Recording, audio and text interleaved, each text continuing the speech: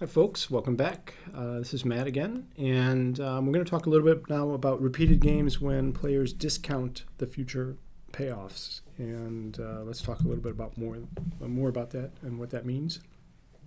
So, when we're looking at discounted repeated games, the idea is that we're looking at games where players are playing the same game over and over and over again. But instead of looking at the limit of the means in terms of some limit of the average of what the payoffs are going to be in the distant future, instead people are looking at valuing today versus tomorrow differently. So the idea of discounted repeated games is the future is uncertain. You're often motivated somewhat by what happens today. And you trade off today versus the future. So it's not the infinite future that you care about, but you say, I really care about today. I care about it a little bit more than tomorrow. So maybe tomorrow's value is say 80 or 90% of what today's value is. And that means that the next day is worth, if I take today's worth 1, tomorrow's worth 0.9, the next day's worth 0.81, 0.72, et cetera, et cetera. So things are decaying exponentially in terms of discounting. And so the idea here is if I misbehave today, now I have to think about how are people going to react to that. So if we're trying to support cooperative behavior in a prisoner's dilemma, I can behave today or I can cheat and defect. And if I do that, I'm going to get a temporary gain, and then I'm going to possibly be punished in the future. So the kinds of questions that are going to be important here is, will people want to punish me in the future? Is it going to be in their interest? How much do I care? Do I care about it? What's my discount? Do I care a lot about the future or just a little bit? So we're looking at a stage game. So again, a stage game, just take a normal form game. We're going to play that repeatedly over time. And now each player has a discount factor. So player 1 has a discount factor and so forth. Discount factors are going to be taken to be in 0, 1. Generally, we'll take beta I to be strictly less than 1 so that it's of more interest. If it's equal to 0, then it means you don't care about the future at all. It's basically just a one-stage game. So generally, the interesting case is going to be when players care somewhat about the future, but they care more about today than tomorrow, and so forth. Often in these games, people look at situations with a common discount factor, so everybody has the same discount factor, which will make things fairly easy in some cases. And then the idea of discounting is then the payoff that you get from a whole sequence of actions. So profile of actions A1 played in the first period and AT in the teeth period and so forth. What you just do is you sum up these payoffs, but now you weight them by an exponentially decreasing function, which is the discount factor raised to the power of t. So if I care, I get, if this payoff was 1 every day, I'd be getting 1 today plus 0.9 plus 0.81 plus 0.72, et cetera, right? So that's the idea. Okay. So when we look at these games, again, players can condition their play on past history. So a finite history of some length t is just going to be a list of everything that's happened at every date. So here, A1 is equal to a profile of what every player did in period 1. So in the first time we played this game, what did everyone do? And generally, AT is going to be what everybody did at time t, right? So we've got AT1 to ATN. So these things are vectors, and they tell us what everybody did in the first period, what everybody did in the second period, and so forth. And then we can talk about all finite histories, so all possible histories that I could be faced with when I'm playing this game, all the kinds of things I'm going to have to think about. What am I going to do if this happens? What am I going to do if that happens? So in an infinitely repeated game, I've got all these histories. What am I going to do in each circumstance? So a strategy is a map from every possible history into a possibly mixed strategy over what I can do in the given period faced with a given history. So if we're looking at a prisoner's dilemma, people can either cooperate or defect in a given period. So if we're thinking about a history of length 3, one possibility would be the following. We both cooperated in the first period, maybe player 2 defected in the second period, and then both of them defected in the third period. So that would be a possible history. And then they could say, okay, now what are we going to do in the fourth period? Maybe we'll let bygones be bygones and try and get back to cooperation. Maybe we'll just defect. We're angry at each other. Who knows? Okay, so strategy for fourth period would be what you do after you've seen different histories of the first three periods. So subgame perfection again, same as usual. Profile of strategies that are Nash in every subgame. What's a subgame here? Subgames are just start in some period and talk about what remains. So it has to be a Nash equilibrium following every possible history. So if you take some history, start at that point, it has to be Nash for forever on. So strategies now are going to be specifications of what we would do in every situation, and then we've got Nash in every history. One thing to check, and it's important here, is repeatedly playing a Nash equilibrium of the stage game. So just find a static Nash equilibrium of whatever game it is. So for instance, defect in the prisoner's dilemma. Just play that forever, no matter what's happened in the past. It's always going to be subgame perfect. So for every possible history, everybody's going to say that they're going to play the Nash equilibrium forever on going forward. You can check that that's a subgame perfect equilibrium, right? That's going to be Nash in every possible subgame. So check if everyone else is doing that, I wouldn't want to deviate. So just think a little bit about the logic of that, because there's a lot of possible subgames to think about, but you can convince yourself that that's true.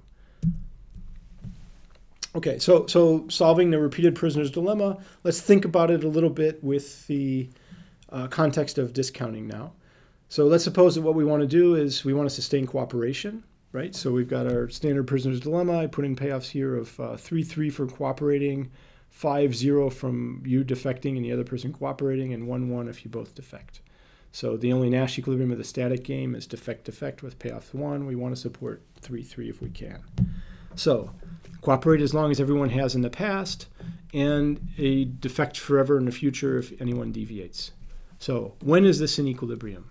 Okay, so clearly that's not an equilibrium. So if we set beta I equals 0 for both players, we can't make this work, right? Because I don't care about the future. Nobody cares about the future.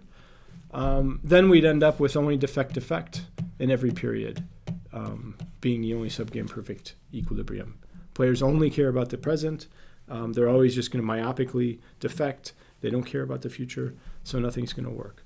So the question here is, for which betas can we sustain this kind of strategy, which is cooperate as long as everyone has, and if cooperation breaks down, then we just say forget it. We're going to defect forever after. Okay, let's have a peek. So if you cooperate, and the other player's cooperating, if no one's failed to cooperate in the past, what do we get? We get 3 in perpetuity, right? So we get 3 plus beta times 3. So take a common discount factor for now. Beta squared times 3, beta cubed in the third period, and so forth. So in perpetuity, if you remember your sum of series, that's just the value of that is just 3 over 1 minus beta. Okay, what happens if I defect and people were playing this grim trigger strategy? Well, everybody else is cooperating. The other person's cooperating in the first period, so I'm going to manage to change from cooperate to defect. I'm going to get a 5 in the first period. But then they're going to see that, and the next period they react to it, they defect, and they say everybody's going to defect forever after. So then, in perpetuity, we get a bunch of 1s, right? So what do we get? We get 5. And then beta times 1, beta squared, and so forth. And if you remember your sum of series here, this is just beta times a 1 plus a beta 1, and so forth. This is beta times 1 over 1 minus beta. So if I deviate, what happens is in the first period, I get a gain, but then I lose in the subsequent periods. So there's a trade-off. And how big that trade-off is depends on the size of the discount factor. So we've got these two different payoffs. We can look at the difference between these. If I stay cooperating instead of defecting, I'm giving up 2 today. I could gain by defecting, but then I keep the benefits of cooperation in the future. So I don't ruin things, and that means I'm getting a bunch of 2s extras in the future. And so when you look at this, the value of this is beta times 2 over 1 minus beta, minus the 2 I'm foregoing today. And when do I want to keep cooperating? As long as this is non-negative, right? If this becomes negative, then I'm worse off today. By cooperating, I might as well just defect. So difference is non-negative if this thing is such that beta is greater than 1 minus beta, or basically beta has to be greater than or equal to a half. So if you just go through the algebra of solving this inequality, you'll get beta greater than or equal to a half. So as long as people care about tomorrow at least half as much as today, they're going to be willing to cooperate in the repeated prisoner's dilemma with these particular payoffs that we looked at before. So when we're looking at this payoff structure here, then we've got a situation where beta has to be if each beta I is at least a half, then they can sustain cooperation in this finitely repeated or infinitely repeated prisoner's dilemma. Okay, so let's change the numbers a little bit and see what happens. So now let's try and make defection a little bit more attractive, right? So instead of 5, we'll make it worth 10 to defect. So now defection looks really attractive. What has to happen? Well, we can go through the same exact calculations we just did, but we're just going to change the numbers, right? So we've got the same if cooperating in perpetuity is worth a 3 over 1 minus beta. The only difference is we're getting a higher number here, and then we're still going back to the defect. So there's a little bit more temptation today. And when you do the differences here, you'll get the same kind of thing, except now instead of a -2, we've got a -7 difference. You're foregoing 7 units from not defecting today. So when you go through and solve for that, now beta has to be at least 7/9 before players are going to be willing to cooperate. So you have to care about tomorrow at least as 7/9 as much as today. Okay? And so you can see the basic logic here, right? So there's trade-offs of punishments tomorrow versus a good payoff today, and that the whether or not something can hold together as an equilibrium, what's it going to be determined by? We have to know how big is the future versus the present, how tempting is the defection versus the current, what we're doing in the current period, how big is the threat.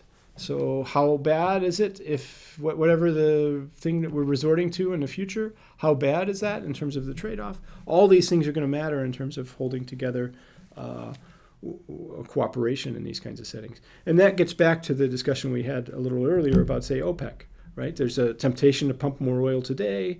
How much do you care about the future? What's your beta? What's the reaction going to be? If I start pumping more oil, how are they going to react to that? Are they going to start pumping more oil and driving the price down? How much is that going to hurt me? All those things matter, and they determine whether an equilibrium can hang together or not. Okay, so basic logic, play something with relatively high payoffs. Even if it's not an equilibrium of a static game, you can sustain it. And you sustain it by having punishments. If anyone deviates, you resort to something that has lower payoffs for at least that player. And the important thing is that it all has to be credible. It has to be an equilibrium in the subgame that goes forward in order to make that work. And it has to be that the lower payoffs in the future are enough to make sure that you deter people from deviating in the present.